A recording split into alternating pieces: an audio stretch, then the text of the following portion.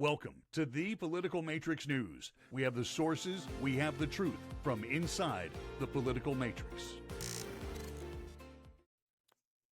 I can hardly wait for when the new Saturday Night Live movie comes out in a couple of weeks, and they have hired all these young actors to duplicate all the young actors who started that legendary show 49 years ago, the fall of 1975. Because I always remember Chevy Chase.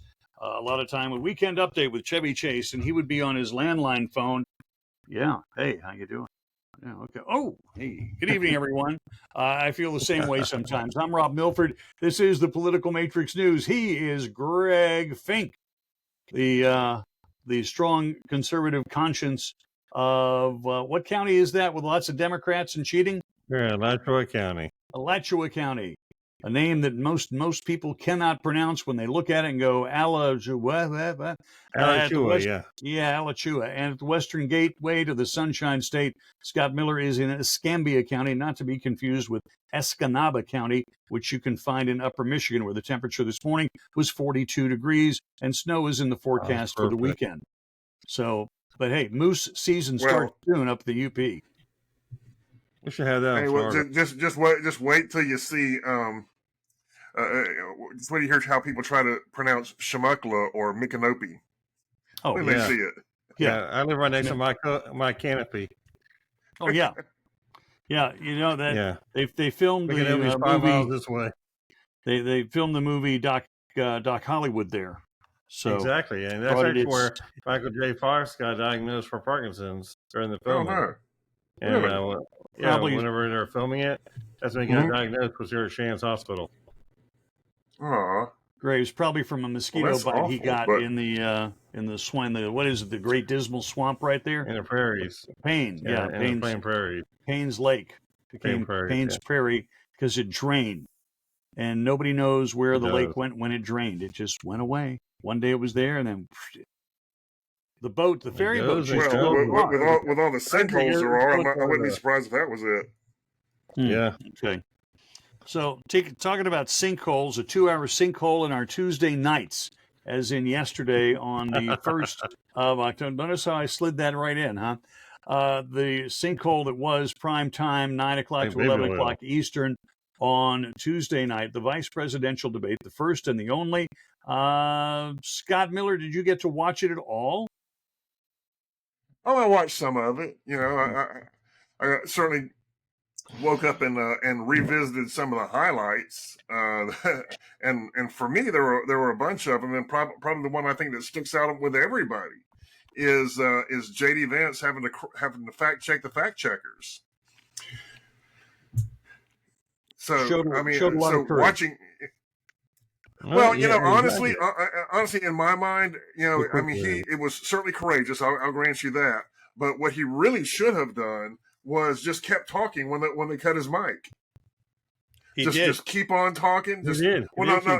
I mean, even after they told him, just keep on talking. Don't do it in a wild, animated way. Just keep on talking, because it doesn't take very long before they look like the assholes. I think because he was able to get in to hit before they cut his mic. He was able to get in. The fact, well, the rules were you weren't going to fact check us, but because you are, here's what the facts are. And then at that point, when they cut his mic, they're cutting him because he's stating facts. That'll be the perception. Exactly. And I mean, I think the way he handled that was very well done. I mean, the moderators, I called Scott last night, and I think I woke him up this morning, and he wouldn't answer last night. So I called him this morning. I'm like, what the hell's up with these moderators? I mean, it's almost like they were from Saturday Night Live. We were talking about the Saturday Night Live 50 years ago. I mean, them two moderators literally acted like the sarcastic, snide actresses on Saturday Night Live were overacting and overplaying how snide and rude they were just to make a comical point. Yeah, these were real journalists. I mean, allegedly. Okay, I mean, they've been in the field for 20, 30 years. I mean, they've been around for a long time. They're not newbies at this. I mean, Nora O'Donnell is the anchor. For... Is the anchor exactly. for the CBS Evening News. She will leave after. Let's see. I'm looking for the Trump news release from last night, where he said something negative about the anchors last night, the moderators, who were anything but moderate. I mean, for me, it reminded me a lot of Dan Rather. Talk among yourselves here.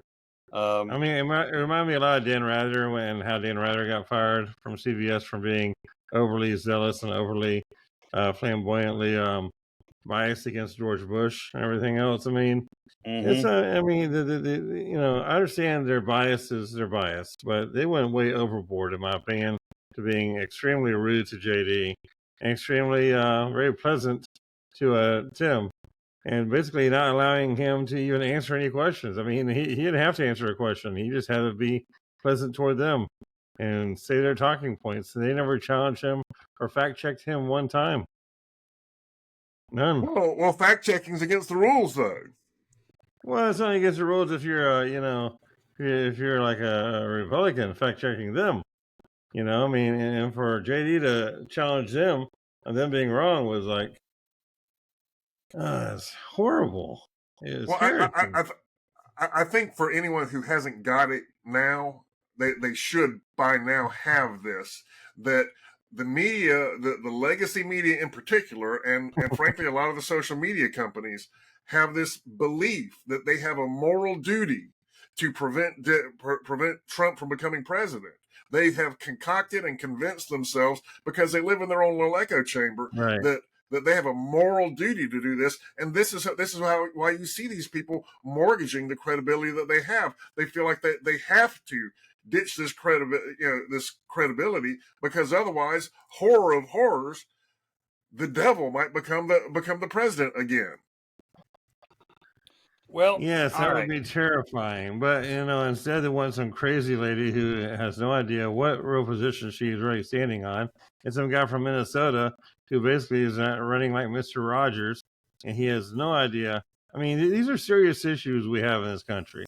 I mean, Israel. I mean, nobody really talked about the whole Israel and Beirut and all that. JD handled it very well, but Tim just walked away from the entire issue about how are we going to handle when Israel is on the ground in Beirut with Iran shooting Israel and everything else, and all the Mideast blowing up the way it's blowing up. The reality is, I mean, they didn't have an answer. There is no answer on the Democrat side. All right, so let's talk about the reviews. Okay, wait, quick take. Let's see. We'll start alphabetically in the rear of the group. That would be Mr. Miller. Who won the debate? And give me 2 sentences or so. Who won it and why? Oh, I think there's no question that J.D. Vance won it. I mean, he just looked confident. His answers were smooth. When he had to go after the moderators, I think what he did was certainly appropriate, but he wasn't mean-spirited about it. And I think it went a long way towards humanizing him. Frankly, in the face of people who were doing their damnedest to make him look like the devil junior. And, all right, that was 2 sentences. Greg Fink, who won the debate and why? JD definitely humanized himself, following up what Scott did, especially when he talked about abortion, about women's issues, and PMN, and what people are going through day to day, about his struggles of growing up with a single mom and drug addicted family and everything. I mean, his relationship to the people was very real, and I think it basically started JD back at square one, and it put him back to where everybody's realizing, hey, this guy's real. It is.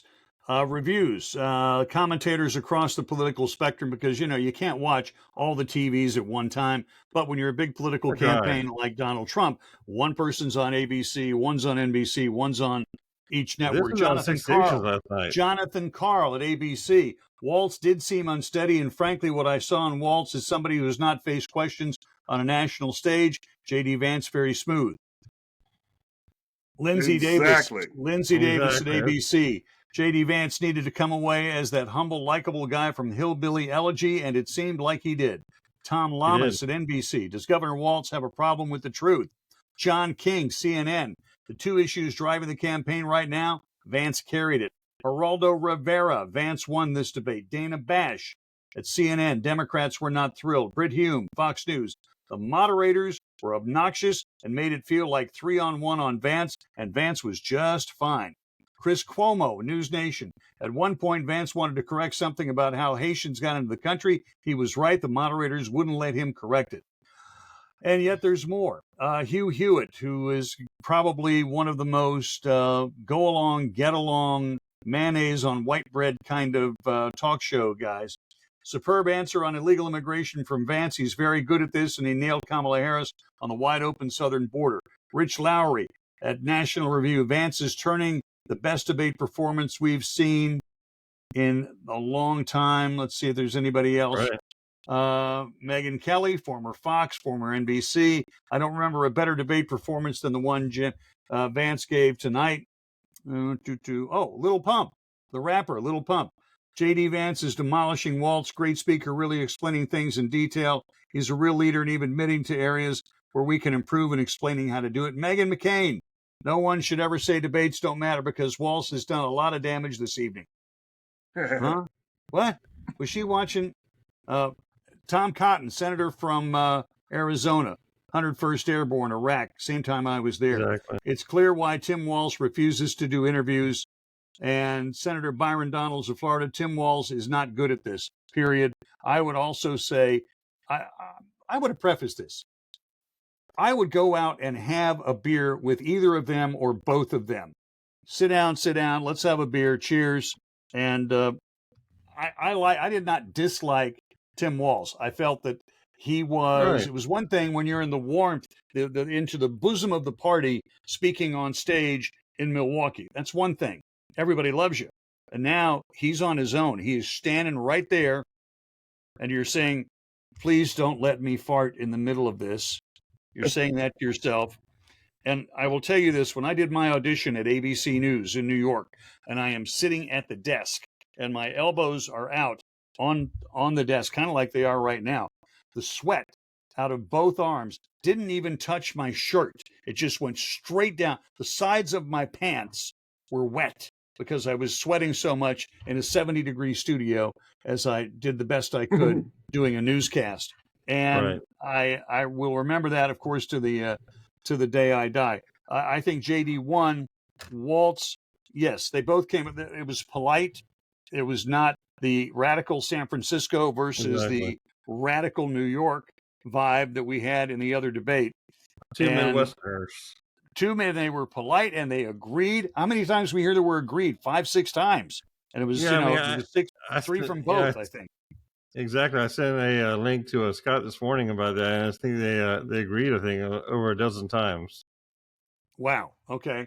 So. All right. So it would, there is all of that. So that's what you're into. There are several focus groups. Frank Luntz had a focus group, I think with MSNBC or CNN. I don't know which station it was. But on the focus group, everybody said Vance was just controlling, his voice, he was very suave. I mean, his nature was just, he understood all the answers and everything else. And he's actually educating the moderators on that. I think also when the moderators recoiled in the manner that they did, I think it really showed that this really is a very extremely biased setting that we have in this country. Yeah, and I think a regular Joe guy, saw through that and saw that. Mm-hmm. I think that is correct. But Tim Walz did not come off as obnoxious. He did. He came off really gracious. He hid his crazy liberalism, his radical liberalism. He hid it very, very well. The Bible. He quoted the Bible. He quoted the Bible a couple of times, and he acted like a real strong Christian Midwesterner, not knowing that he's for kids getting mutilated to their bodies without their parents' permission. And he's for he's just being neighborly. Well, he's for that in a neighborly manner. In a neighborly way, you can go ahead and do whatever you want without your parents' permission, and you can get abortions without your parents' permission. And basically, I mean, in a very neighborly way, he doesn't think the parent exists at all. I'm still trying to figure out. I'm still trying to figure out that. We had tampon machine in the boys' room in middle school and high school. That was because he wanted transgender people to be able to get a tampon if they were in the boys' bathroom. The boys I went to high school with would just as soon take them out and light them, and throw them in a trash can, have a fire. Then you have to have a fire drill. And the fire department shows up, and you miss about an hour and a half of class. Well, it's kind of like a whole unisex bathroom in high school. I mean, a lot of high schools are going to unisex bathrooms where boys and girls can share a bathroom. I do not see that at all. Not even a little bit. Kind of weird. Come on. God, do you think guys have changed that much from when we were in high school? No, exactly. I don't think it's right. I don't think guys have changed that much. In fact, I don't really want some 16-year-old. Well, I mean, honestly, the problem, and you know, this is the thing that no one really seems to talk about with this whole transgender debate. It's almost as dangerous to put the girls that are transitioning to guys in the boys' bathroom as it is to put the girls that are the men who are transitioning into girls in the women's room, because the men the ones transitioning to women can be predators, but you start putting these girls in a boys' bathroom, especially teenage boys, God knows what's going to happen. You know, I got abused badly enough just because I was a small guy when I was in seventh grade. You know, imagine what these girls are going to go through when they go and try to puff up next to some guy, who's raging hormones. He's kind of a jerk to begin with. He's got bad home life, and now he sees an opportunity to make a statement. To mock someone, to take attention away from himself. Who do you think the target of that's going to be? That's why these things are a bad idea from the get-go. And people don't realize it's not about us being against their rights. It's about public safety. It's about keeping everybody safe. Well, top right there. Freeze right there. In high school, you, the student, have very few rights. You don't have a First Amendment right. The school operates in the term, I think, is called loco parentis. They are there in place of your parents, loco parentis. And we could not do what we wanted to on my high school radio station. We could not write what we wanted to write in the high school newspaper. And we argued about it, and they went, too bad. That's it. You don't want to write that? We'll flunk you. We'll shut the paper down. Oops. Okay, we'll moderate that. Yeah, we're moderating that. Exactly. Now, again, I would not have a problem having a beer with both of them. And when Walz comes out and said, "Hey, JD and I are both firearms owners. We go hunting." Okay, it was like, whoa, yeah, okay. I would have hoped actually that JD had scored one itty bitty little more point, and he kept going pop, pop, pop, going the Harris administration, or the Harris-Biden administration. I was like, wow. And Walz never bounced off that. Never, ever picked that up. And that is, I agree with you. That's a clincher of the whole debate. Is exactly that. Yeah, he settled in on that one, and it was at that point rope-a-dope. I enjoyed it. If this does not go the way we all want it to go with a Trump victory in 30-some days, I hope Trump does retire. I hope MAGA turns down the heat and the volume, and I don't have a problem seeing J.D. Vance coming along in 4 years. Even though he's got the blessing of Donald Trump, Trump can go sit on an island and play golf. He's got enough money to do that, but I think his ego won't let him do that. So we will see. One of the things I want you to see right now is a political matrix tumbler, stainless steel, thermal. Let's get it. There we go. The political matrix news. Woo. And it's got this 3-4 places on this beautiful, I think this is a 20-ounce tumbler, and it comes with its cap and a metal straw. $24.95 here at the Political Matrix News. Greg, show everybody that address one more time.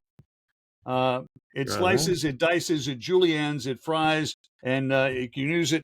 It's got multiple uses. You can take this, notice it's hollow, and you can take it and stomp and make cookies. Use this as a cookie cutter. It'll work. Cookie cutter. Okay, that's it. A lot like Democratic politicians. Hey, you know what we haven't heard yet? We will. We will over the next 5 weeks, but I think the countdown is probably going to be 3 weeks out when the last resource of scoundrels, of course, is lying. But if you're a Democratic politician, the last recourse is saying Republicans are cutting Social Security, because they always say that. And even who's the Cuban girl that is running against Rick Scott? That's already in her commercials. He wants to cut Social Security. What? No, he doesn't. No. What do y'all think about the big strike going on with the ports? Scott, do you think that's going to have anything to do with the election? Well, I think I don't think that it is anything to do with anything other than the administration. There's a point when the president has to get involved, not so much as not so much as the guy that's making people do anything. Mm-hmm. But he definitely has to get involved to try to be to at least to send his own resources out there and to spend time with the administration and the NLRB people and try to get these guys, the leaders of these things, to see reason, because this is very damaging to our country. Personally, I think that it's wonderful they stumbled like this. Do I think that something like that would happen under a Donald Trump administration? Absolutely not, because Donald Trump knows how to negotiate. Right, and I'm wondering if this was prearranged and we all go on the ropes, because everything coming in that a longshoreman handle, that's every car carrier that brings Mercedes and Beamers and Toyotas and Hyundais into the U.S., everything's affected. All those containers are sitting on ships, not making any money, and those containers are going to stock your Walmart, your Dollar General, your Aldi store, going to stock all of them. There's already rumors about shortages about toilet paper nationwide, and a lot of different areas are missing toilet paper. They're missing, different kind of products that come from overseas. I mean, but basically, it's the domestic products are all okay. Everything made in America is good, but the made out of America. You know where they make toilet paper, Scott? Do your research. Greg, you know where they make it? Georgia Southern. Correctamundo, Panama City, Florida, Mobile, Alabama. I know I've been to the plant in Mobile, and the roll of toilet paper, I promise you, looks like it could wipe a blue whale's butt. Wow. Okay, but way more than an elephant would need. Way more than an elephant. I mean, an elephant could probably get by with like a double wide paper towel, but this stuff is 10, 15 feet across and easily that much in diameter, and it starts rolling. And it goes to the cutters, and it goes down. And think about all the machinery that's got to pull this ever so gently. They produce 1 million rolls a day. There is a plant next door that does nothing but make the little cardboard tubes. That's all they do. Cantonment that did that. A million a day. Now, I don't know how much toilet paper the women in your house use on a regular basis. It's generally a ratio of about 4 to 1. If you have a 2-bathroom house and one of them is yours, they'll go through 4 rolls while you're going through 1. That's just of course they have to use twice as much as we do. I understand that, but it's just one of those interesting things. I remember being a young single guy, and I could always tell when one of my roommates had their girlfriend over, because we would immediately be out of toilet paper. Yeah, or he was having fun, one or the other, or both. So the toilet paper is made. Toilet paper is made in the United States, period. That's all there is to it. It's made in the United States. And we all know that... foreign toilet paper. What? I'm sure it's foreign toilet paper somewhere. No, listen. I've told the story of economics, right? About 20 years ago, a buddy of mine in Dallas, in the Dallas-Fort Worth area, built a big Butler building, a steel building, a 3-bay garage. He had his shop back there. He could chop up wood and make all sorts of stuff. And he had a 3-bay garage. One of them had a lift. He could work on cars. His kids were car nuts at the time. So he said, that's a good way to keep the kids home, keep them off of drugs, blah, blah. So I'm over there one Saturday afternoon. I got a beer in one hand, watching him play with the engine, going, hey, man, looks pretty good. Beer. Just sitting there, and I see the UPS truck pull up. I said, I'll go get that for you, Bill. Okay. and I head on out there. The UPS guy's got a dolly. He's bringing in a box that maybe is like 2 big shoe boxes stacked on top of each other. That's it. And put it down with a clunk. I signed for it, and I went to pick it up. It was 45 pounds or more of pig iron. It was an anvil for his shop. I struggled. I'll be very honest. I struggled to carry that back because it's so small and so dense. And I had trouble, okay? Finally got it back there. I got it to the driveway, and he said, "I'll get the rest of it." He goes and picks it up and so on. And it's heavy, some bit. Yeah. And then I sat down and finished my beer and opened another one.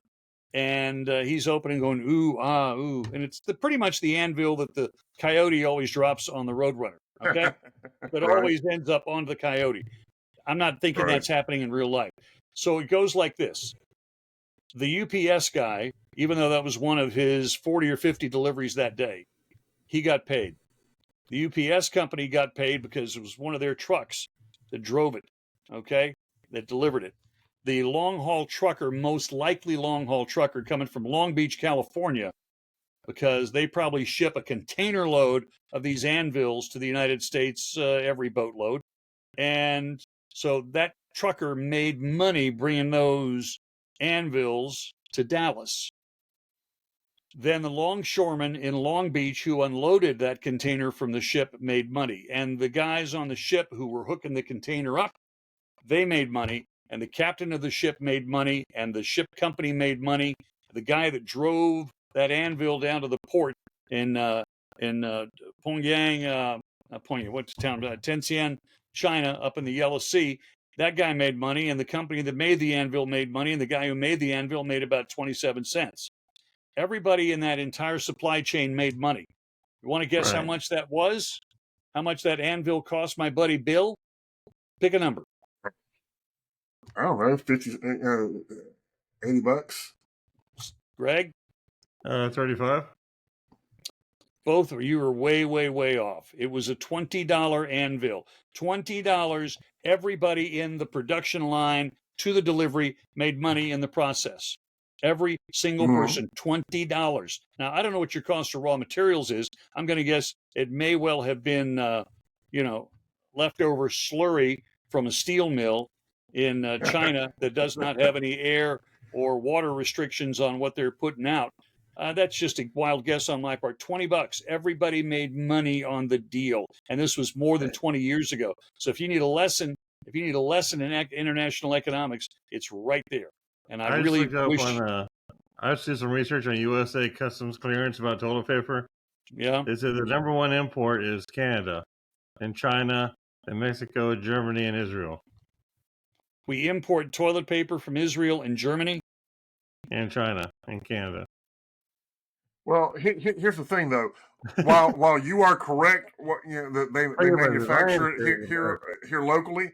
They manufacture the giant rolls that you were just describing, and then those get shipped off to another facility that then packages them. That's why we ran out locally, and then once that packaging happens, then they have all these distribution obligations they got to make, and since we couldn't get any from China, that took the raw paper out of the market, which is why we experienced the exact same shortage that everyone else did, in spite of the fact that the damn things were made right next to us. Yeah, because we're making the paper, but we're not making the roll, and we're not making the packaging.